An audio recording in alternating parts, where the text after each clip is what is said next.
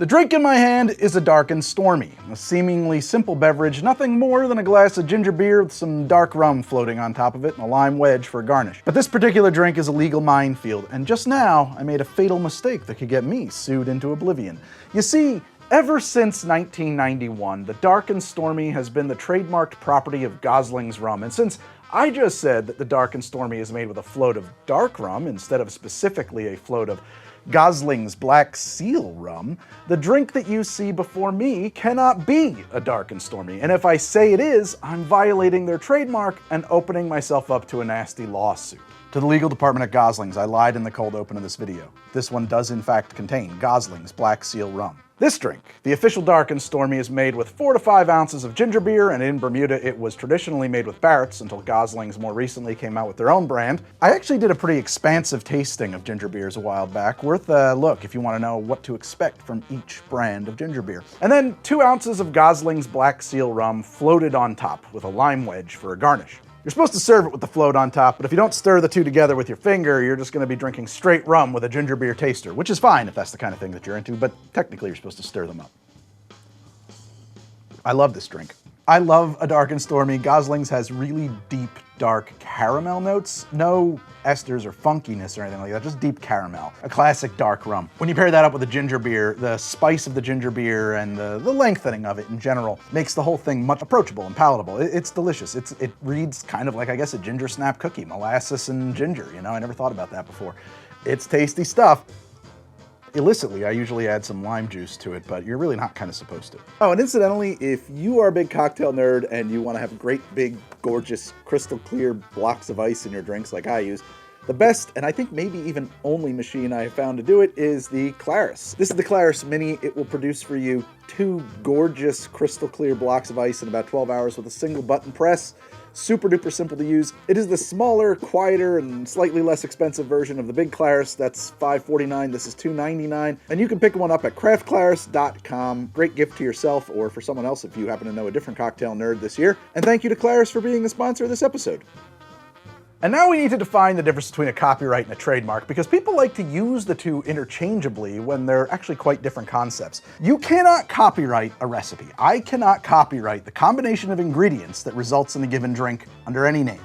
This video is copyrighted, of course, by virtue of the fact that it is an original work set into a fixed media, and I don't need to do anything to that, to register it or anything. It just is copyrighted by virtue of the fact that it exists. But the formulas for recipes that I convey in this episode, they can't be copyrighted. But the dark and stormy isn't copyrighted. It's trademarked, and that's a bit different. From the United States Patent and Trademark Office, quote, "A trademark can be any word, phrase, symbol, design, or a combination of these things that identifies your goods or services." Logos can be trademarked, brand identities, the names of things, anything that specifically tells the consumer, this is that brand. And that makes sense. That's a thing you'd want to have protected, right? Trademark protects against another company from pretending to be Coca-Cola, for example, just by literally creating another company called Coca-Cola. Or, for example, a company specifically designed to confuse the consumer into thinking that something is Coca-Cola, for example, even though it isn't. Like, if I just threw some extra C's in there, that's still trademark infringement. And what Goslings has is a trademark on Dark and Stormy. They're saying that every single time anyone hears Dark and Stormy, they automatically think of Goslings rum. And if anyone but Goslings is involved, well, that's an attempt by someone else to trick the consumer into thinking that they're getting Goslings, or that the Dark and Stormy should be associated with anything other than Goslings. And you know, if that holds water, if the Dark and Stormy is so inextricably linked to Goslings rum such that no one would ever confuse the two, if Goslings really did create the Dark and Stormy, and that said identity was vital to their ability to do business, then it would definitely make sense that they could protect that with a trademark. But did they really invent the Dark and Stormy? According to Goslings' corporate lore, it was 1920 when sailors in the British Navy started combining Goslings Black Seal rum with the ginger beer that the Navy was producing in their own local bottling plant. A fabled and unnamed fisherman saw a sailor drinking it and remarked that it had the color of a cloud only a fool or a dead man would sail under. And from that day on, the drink was called a Dark and Stormy. But how did we get there? How did we get to that day in 1920? We gotta go back. We gotta go back to 1806 when James Gosling, the eldest son of William Gosling, a wine and spirits merchant over in England, left on the ship Mercury to start a business here in the US. But his boat never made it to the mainland, because after some 90 days stuck in becalmed seas, they finally made landing in Bermuda. And James has had enough of the sea. He just decides to stay put over there and set up shop. Over the years, that shop would come to be known as Gosling and Son, then move across the island over to Hamilton, then become Gosling Brothers in about 1857, and then just 3 years later, they would start selling their own blend of rum, which they call simply Old Rum. For clarity, at this time, Goslings was like, from what I understand, kind of a general store, although importing and selling spirits and wines was a big part of the business. And since they were importing and selling all of those rums, they started blending them up as they saw fit and selling it under their own brand, Old Rum. But the Dark and Stormy legend says it was Black Seal rum, not Old Rum. Well, sometime around 1916, Goslings, they started recycling these disused champagne bottles that the Navy Officers Club was going through so quickly. And they filled them up with their rum and sealed them with black sealing wax, hence Black Seal. Nowadays, they actually sell a product that's packaged that way, but they call it Old Rum, despite actually having the Black Seal on it, which I think is confusing. And as an aside, I do kind of question this whole Black Seal story, the whole thing. Mainly because surely somewhere in some basement or attic or whatever, a forgotten bottle of the original Black Sealed bottles would be around, and Goslings would use the heck out of pictures of that on their website where the corporate legend lives. But they don't. In fact, I can't find any evidence of a historic black wax sealed bottle anywhere online or sold at auction, nothing. Maybe I just missed it. You look around and tell me. But whatever, let's just say our sailors in question, they've got Black Seal rum. In fact, it doesn't even matter because they could have just used Old Rum and called it a Dark and Stormy anyway. That's not really part of the name. So we might as well say that our sailors have the goods. Of course, now the drink that's in my hand does not have the goods. As we all know, the entire premise of this video is that Goslings will aggressively sue you if you call a drink a Dark and Stormy when it isn't. And in fairness, I did find a few ads from magazines and newspapers that use the term illicitly. One of which comes to us from Malibu, and they even give us a recipe. They call for something called Malibu Island Spiced, which is a product I had never heard of. Apparently it's a spiced rum offering from Malibu. And the reason I've never heard of it is because it came off the market almost as quickly as it went onto it. I reached out to my contact at Curiata and called in a favor, and he went and dug up what we both believe to be the last bottle of Malibu Island Spiced in the United States. You might look around online and find listings for this for sale, but in my experience, they'll all be mysteriously out of stock when it comes time to deliver. Curiata, by the way, is the best place to order spirits from online. You could use my link below or up here in the corner to buy anything, except for Malibu Island Spiced. Anything that I use on the show and have it delivered directly to your front door. Malibu Island Spiced is a 60 proof spiced rum that contains only 70 calories per serving because it's sweetened with stevia, of all things. To make Malibu's illegal version of a Dark and Stormy, you're gonna need 2 parts ginger beer, 1 part Malibu Island Spiced, and a Lime Wedge. And despite the fact that I've been standing here with this drink in my hand, I've never tasted this, so here goes. Give it a little stirry poop. Oh my God. Oh, we found a way to get some cursed cocktails into these history episodes. That is atrocious. While it tastes like some kind of a tanning oil, like a Panama Jack or something like that, it tastes like a Ron Jon surf shop smells. I'm gonna go back to the legal one. Goslings did in fact sue Malibu over that, and they won, which might be the reason that this is no longer on the market. I don't even know. I'm glad they won, because this drink is, it deserves a lawsuit. It deserves maybe more than a lawsuit. It should go to cocktail prison or something like that. It's a federal cocktail offense, that's what it is.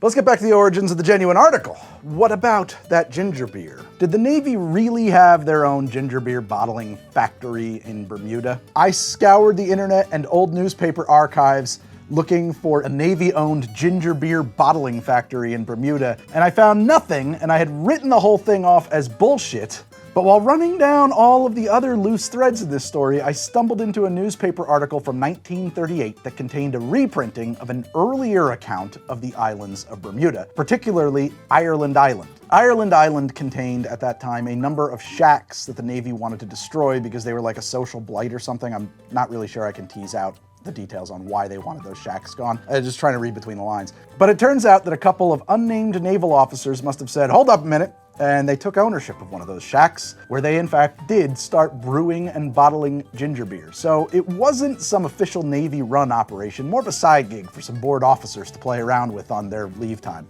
And it turns out that their ginger beer was really popular, and the guys running it created a thing that they called the Ginger Beer Fund, which paid for a new officers club, several expansions of said club, and other local improvements. So without question, Navy officers are sitting around their officers club drinking their own ginger beer, and Goslings rum was available in great quantities. I have absolutely no doubt that they were combining the two to great success. But they were hardly the first people to do so. You know, it doesn't take a whole lot of ingenuity to look at a bottle of rum and a bottle of ginger beer and put 1, 2, and a twist together. The earliest mention of combining ginger beer and rum that I could find is in the Sydney, Australia Police Gazette in 1836. Quote, "The prisoner produced half a pint of rum and ginger beer to match." There it is. So I could definitively tell you that the idea of combining rum and ginger beer was not first struck upon by Goslings, or even in Bermuda. Goslings wasn't even selling rum in 1836. But that doesn't even matter, because like I said from the outset, you cannot copyright or trademark a recipe. Goslings isn't claiming to have invented the combination of rum and ginger beer, they claim to have invented the dark and stormy, which is confusing, because isn't a dark and stormy just a combination of rum and ginger beer? No, not anymore at least. The claim, as I understand it, is that ever since 1920 or thereabouts, that fisherman's remark about the sky, the fool, and the dead man, that caught on and has spread like wildfire, and ever since, the ginger beer and rum drink has been known as a dark and stormy, and as everyone knows, a dark and stormy is made with Gosling's Black Seal, which does feel a little bit circular to me, but whatever. But the thing is, I can't find any reference to a drink being called a dark and stormy in 1920 or in 1930 or 1940 or in the 50s. I can't find mention of a Goslings Dark and Stormy until the 1970s, when Goslings started selling a canned cocktail called, you guessed it, Dark and Stormy. Their trademark was approved in 1980, and ever since they've defended it vigorously. And I guess that's that. Goslings invented the drink in the 70s, canned it, and trademarked it. And the rest is mythology that some copy editor came up with over at Goslings. Oh, but there is just one more thing, you know. See, like I said, I can't find any evidence of Goslings Dark and Stormy until the 70s, but I did find this advertisement in the Vancouver Sun for Captain Morgan. And back then it wasn't spiced rum, it was just a popular brand of rum. And if you look here, you'll see that it says Dark and Stormy, with just an N and everything. And you'll forgive me, but my eyes aren't so good anymore, but can you make out the date of the edition up there, up top? That's right, 1968. Goslings, I think you might be hearing from the captain. By the way, these really are actually a lot better when you make them with Goslings. I don't think I'll ever make one without Goslings again.